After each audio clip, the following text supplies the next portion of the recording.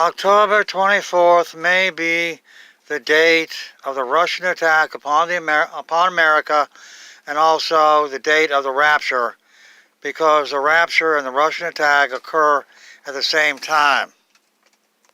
Why would I pick October 24th? First reason is it's the original date of the Russian Revolution of November 7th, 1917. It's November 7th on the new calendar, or the calendar, the Gregorian calendar, but the Julian calendar it was like 13 days behind, and so it was October 24th. Now the Russians may want to reuse October 24th as the date of the World Revolution, which is what they would call the Russian attack on America, World Revolution, because by this attack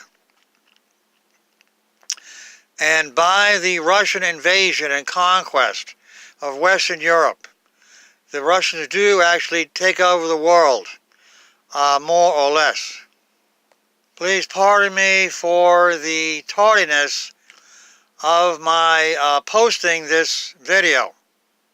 I was for sure that I had already done it, but when I looked for it, I noticed it was not there, so I realized I had not made it yet. So now I'm making it now. Now there is another reason why October 24th would fit. It's the end of the season of the Feast of Tabernacles. The feast this year was September 24th to October the 1st. But in 2016, the Feast of Tabernacles ended on October 23rd. So that shows me that October 24th would be within the range of the season of Tabernacles.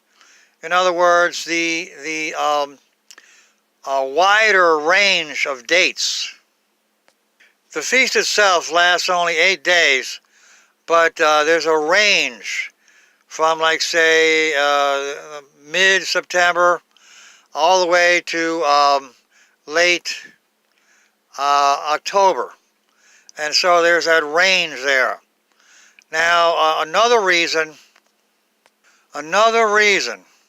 for October, late October, as the time of the Russian attack would be the time that Russia will rule the world will be 5 months. That's only 5 months. That's in Revelation chapter 13, chapter 9, verse 5 and 10. Now, that is a passage that depicts occupation, a military occupation by a conqueror of the conquered territory.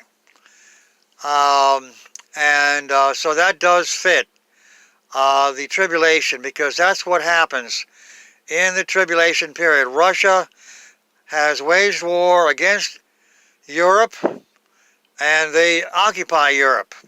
But it says only 5 months. Now, why would Russia occupy Europe for only 5 months? Well, the only reason the occupation would be cut short would be the second coming of Christ. And Christ did say in Matthew 24:22 that he would cut short the tribulation period for the sake of the elect. In other words, for the sake of the church. And it would be the church in Russia, the church in China.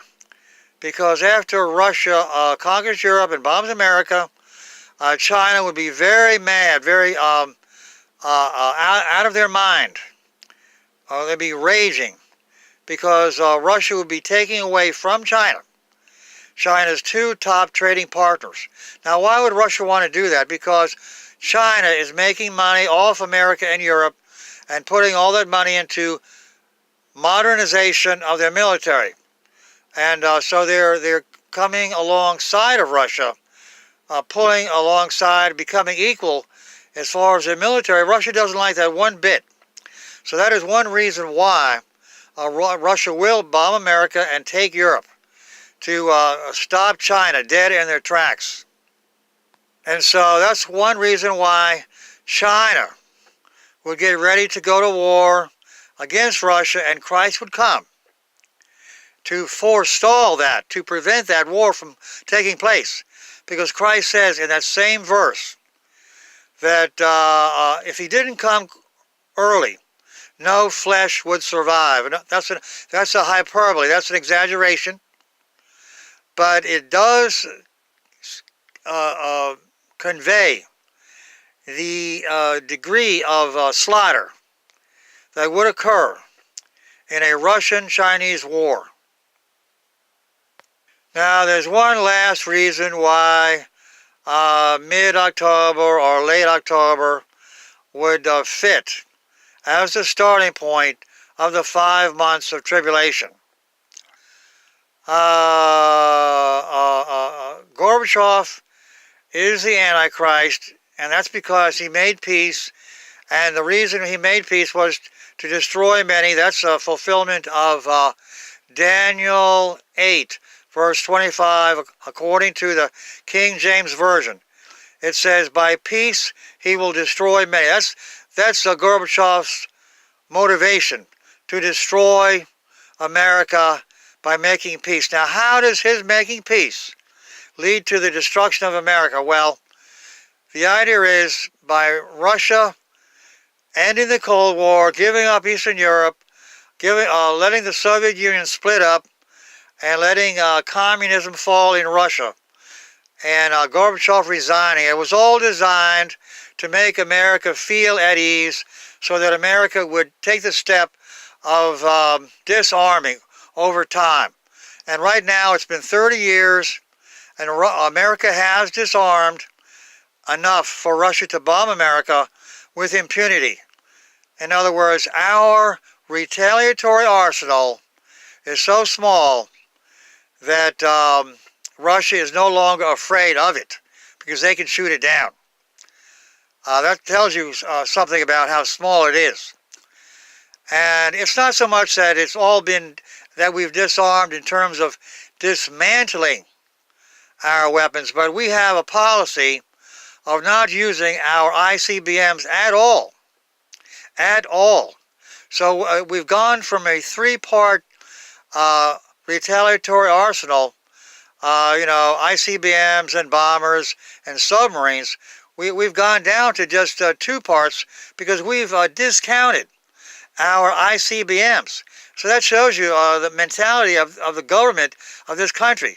Now, Bill Clinton was the one that made this new policy where instead of pressing the button after a Russian attack was communicated to us by our satellites, his new policy is wait until our ICBMs are hit, and that will prove that a Russian attack is taking place. Otherwise, we would not know for sure that a Russian attack was taking place. So this is madness, as anyone with a brain can understand. What I'm trying to tell you is, even though we have ICBMs, they're in their silos. They look like they're useful. They look like they're part of our arsenal, but we've actually written them off. So the government is deceiving the people. The government tells us we have a triad. That's the name of our arsenal, our nuclear triad. You can look it up on Google or in the almanac. It's called a triad because it's made of 3 parts: ICBMs, bombers,